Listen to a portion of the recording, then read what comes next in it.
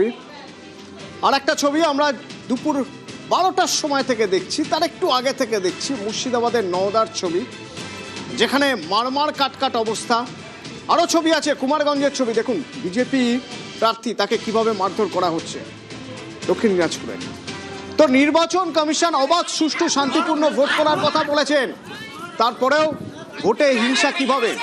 আমার সঙ্গে এখন আলোচনা যারা রয়েছেন, প্রথমে তো আলাপ করিয়ে দেবো তাদের সঙ্গে।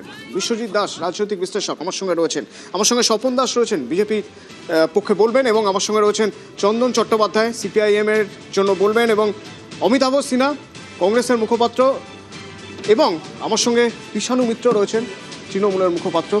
প্রথমে আমি বিশ্বজিৎ দাকে দিয়ে শুরু করি। বিশ্বজিৎ দা, অবাধ শান্তিপূর্ণ ভোটের জন্য 2,40,000 সেনা, এবং সকাল থেকে সবকিছু ঠিকঠাকই ছিল, কোথাও যেন তাল কাটলো নয়দায় গিয়ে, এবং একের পর এক খবর আসতে শুরু করলো। কোথাও কি মনে হচ্ছে নির্বাচন কমিশনের এই যে এত কিছু, কোথাও গিয়ে একটা বাধা, কোথাও একটা ধাক্কা খাচ্ছে, কোথাও গিয়ে থেমে যাচ্ছে? না, এখনই বজ্র আটনি ফসকা গেরো বলার মতো সময় আসেনি। তবে পশ্চিমবঙ্গ যে ভোটের হিংসা দেখে অভ্যস্ত, এখনো পর্যন্ত সেই ভোট দেখা যাচ্ছে না। কিন্তু তার মানে অভিযোগ যে হচ্ছে না এমন নয়।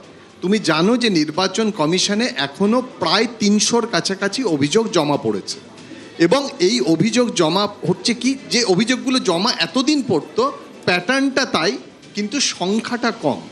কারণ নির্বাচন কমিশন এবার বিভিন্ন ক্ষেত্রে কঠোরতা অবলম্বন করলেও অনেক ক্ষেত্রে তার সাফল্য আসছে না। তার পশ্চিমবঙ্গে ভোট যেভাবে হয়, সেখানে এত বড় একটা অঞ্চল, তুমি দেখবে এল প্যাটার্নে আজকে ভোট হচ্ছে। যে জিওগ্রাফিক্যালি অঞ্চলগুলোকে বাছা হয়েছে উত্তর থেকে দক্ষিণে, তারা এল প্যাটার্নে ভোটটা করছে। সুতরাং এই যে তুমি বলছো যে কেন্দ্রীয় বাহিনী সবচেয়ে বেশি মুর্শিদাবাদে ছিল, মুর্শিদাবাদে এখনো আছে কেন্দ্রীয় বাহিনী সবচেয়ে বেশি, সবকটা বুথ স্পর্শকাতর বুথ, কিন্তু সেখান থেকেও কোনো অভিযোগ আসছে। এখন আমি তোমাকে বলি যে নওদার কথা তুমি বলছিলে, কুমারগঞ্জের কথা বলছিলে, এগুলোতে যখন কোনো ঘটনা ঘটলো, কোথায় কেন্দ্রীয় বাহিনী? কোথায় সেই কেন্দ্রীয় বাহিনী বা র্যাপিড অ্যাকশন ফোর্স? তারা কোথায়? কারণ এই মুহূর্তে পশ্চিমবঙ্গে নির্বাচন হতে গেলে অনেকগুলো, তুমি গণতন্ত্রের উৎসব বলছিলে, যে উৎসব আসলে যুদ্ধের মতো একটা প্রস্তুতি হয়েছে, সাজোয়া গাড়ি এসছে, কেন্দ্রীয় বাহিনী এসছে। আমরা তো আশা করেছিলাম একেবারে হিংসা মুক্ত। এখন বলতে পারো যে 100% হতো, সেটা কমে হয়তো 10% হয়েছে। না, তবে আমার মনে হয়, হ্যাঁ বিষয়টা আমার মনে হয় স্বপনদাও একমত হবেন যে এখনই বলার সময় আসেনি। অন্তত ভোট শতাংশ বেড়েছে বা ভোট শতাংশ ভালোই রয়েছে। পরবর্তীতে হয়তো আমরা দেখবো যে দুপুরের পর, মানে খুব গরম যে সময়টা, সেটার পরে আরও অনেক ভোট পড়বে। নির্বাচন কমিশন সব রকম চেষ্টা করেছে। কেমন ভোট হচ্ছে কি মনে হয় আপনার? দেখুন, পশ্চিমবাংলা মোটামুটি প্রথম নির্বাচন থেকে যে ভোট দেখে অভ্যস্ত 1952 সাল থেকে, এমনকি 1957 নির্বাচনে স্বয়ং তৎকালীন মুখ্যমন্ত্রীর বিরুদ্ধেও রিগিংয়ের অভিযোগ উঠেছিল। তো বিভিন্নভাবে তখনকার রিগিং এক ধরনের হতো, তারপর এটা বৈজ্ঞানিক পরিবর্তন ঘটেছে। তো এখন যে ধরনের ভোটটা দেখে অভ্যস্ত, ডোমকলে ভোট, মানে 5 জন 10 জনের লাশ পড়বে, বিভিন্ন জায়গাতে 30 জন 40 জন পর্যন্ত মারা গেছে। মানে আপনি বলছেন এটা হচ্ছে ভোট সংস্কৃতি? না না, ভোট সংস্কৃতি নয়, পশ্চিমবাংলার সংস্কৃতি, নির্বাচন সংস্কৃতি, এটাই আমাদেরকে শেখানো হয়েছে। সেখান থেকে এবারের নির্বাচনে ভোটের আগের দিন সন্ত্রাস করা হয়েছে, বাড়িতে বাড়িতে গিয়ে তুলে নিয়ে যাওয়া হয়েছে, এজেন্টের ফর্ম কেড়ে নেওয়া হয়েছে, হুমকি দেওয়া হয়েছে, এ ধরনের ঘটনা কিন্তু গতকাল একটার বাইরে কোনো ঘটনা ঘটেনি, তেমন ধরনের অভিযোগ আসেনি।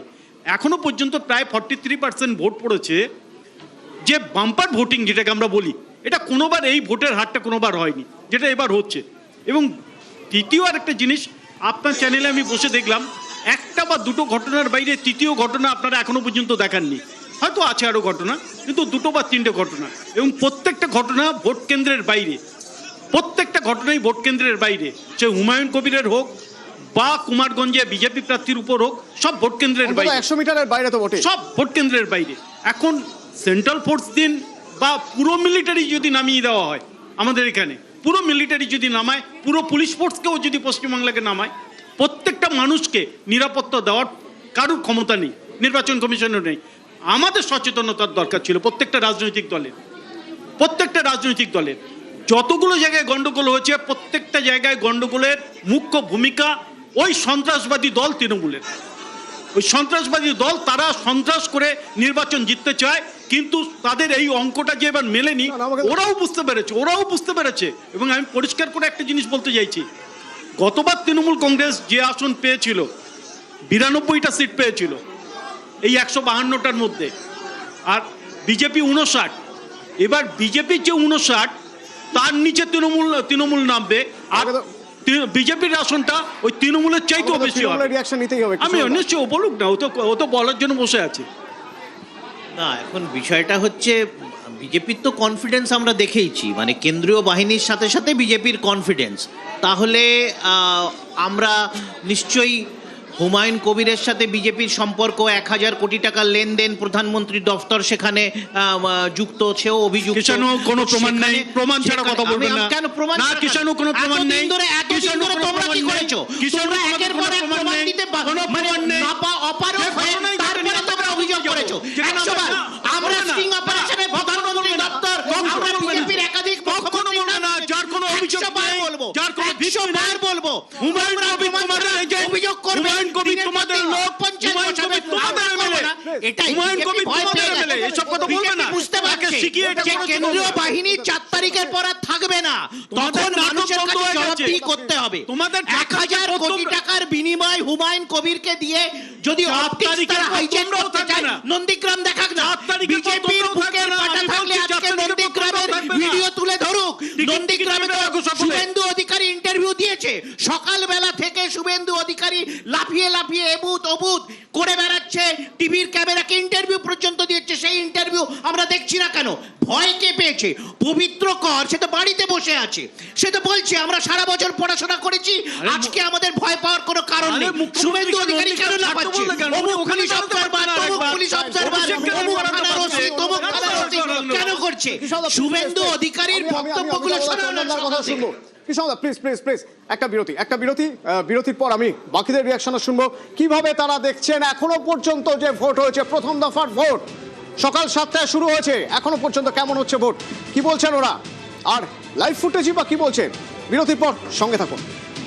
নিউজ ফ্ল্যাশ নিবেদন করছে সাফেদ ডিটারজেন্ট পাউডার। সাফেদ 500 গ্রাম মাত্র 40 টাকায়। अक्कड़ बक्कड़ बम्बे बो। বাড়িতে কোন টিএমটি লাগিয়েছো? माइथन स्टील। তোমার উপর ট্রাস্ট করতে পারি। ओके। স্ট্রং মানে মাইথন স্টিল।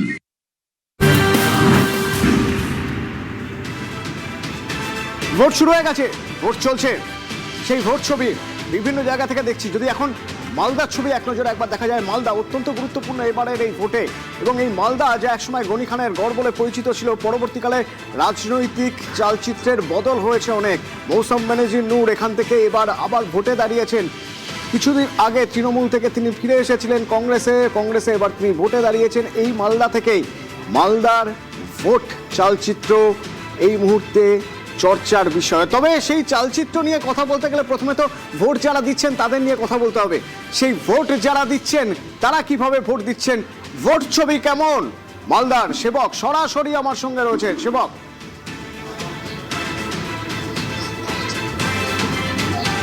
একদমই অতনু, তুমি যেমনটা বলছিলে, সত্যি মালদা অত্যন্ত গুরুত্বপূর্ণ। 12টি বিধানসভায় 27 লক্ষেরও বেশি মানুষ ভোট দিচ্ছেন। আর আমরা কিন্তু দেখছি যে মোথাবাড়ি কাণ্ড থেকে উত্তপ্ত হয়েছিল এসআইআর নিয়ে মালদা, আর তারপর থেকে কিন্তু কেন্দ্রীয় বাহিনীর নজরদারি বেড়েছে। 172 কোম্পানি কেন্দ্রীয় বাহিনী আজকে মোতায়েন রয়েছে মালদায়। আর সকাল থেকে কিন্তু ভোটদাতাদের মধ্যে আমরা দেখছি উৎসাহ লক্ষ্য করা যাচ্ছে। অনেকেই সকাল সকাল ভোটের লাইনে দাঁড়িয়ে পড়েছেন। আমরা এরকমই একটি লাইনের সামনে রয়েছি, অনেক ভোটার এসেছেন। আমরা কথা বলে বুঝে নেওয়ার চেষ্টা করবো কতটা উৎসাহ আপনাদের মধ্যে, কি বুঝছেন? নতুন রকম উৎসাহ পাচ্ছি, কারণ এবার অ্যারেঞ্জমেন্ট খুব বেশি, সেই জন্য সেটাও দেখার জন্য তাড়াতাড়ি এলাম। কতটা সেন্ট্রাল ফোর্স, কতটা প্রিকশনারি, নতুন নতুন ভাব একটা লাগছে। দাদা, আবহাওয়া কিরকম? সকাল সকাল ভালো, সুন্দর, কি করতে হবে? সবাই শান্তিপূর্ণভাবে ভোট দিচ্ছে, দাঁড়িয়ে সবাই লাইনে দাঁড়িয়ে শান্তিপূর্ণভাবে। কি বলবেন সকাল সকাল ভোটের লাইনে? ভোটের লাইনে সবাই এবার নতুনভাবে একটু নতুনভাবে ভোট দেওয়া হচ্ছে, একটু ভালো লাগছে। নিরাপত্তা কিরকম? নিরাপত্তা খুব সুন্দর। সেবক, তুমি আবহাওয়া কেমন জানতে চাইছিলে, তো আবহাওয়া কেমন আমরা বরং একবার পুরুলিয়া থেকে জেনে নিই। পুরুলিয়া থেকে একবার আবহাওয়ার ছবি